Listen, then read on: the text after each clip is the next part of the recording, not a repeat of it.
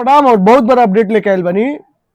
जी हाँ, पृथ्वी तिवारी जी, एक्टर पृथ्वी तिवारी जी और अमरपाली दुबे के कॉम्बिनेशन जोड़ी आयल बा पहला बार भोजपुरी इंडस्ट्री में। गाना बहुत बड़ा लेके आयल बा, काट लिया गरिया गलिया टमाटर जैसन।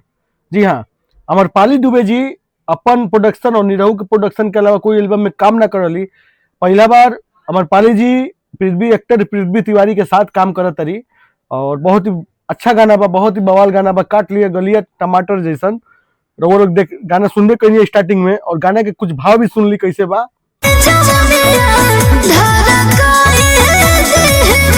गाना के सुन लिए भाव सुन लेनी रहो लोग। और गाना के म्यूजिक दिले वन आर्या शर्मा कंपोजिंग कर वन और लक्स इंटरटेनमेंट। और गाना है take me global music, take me global music गाना के चैनल के नाम बाटे।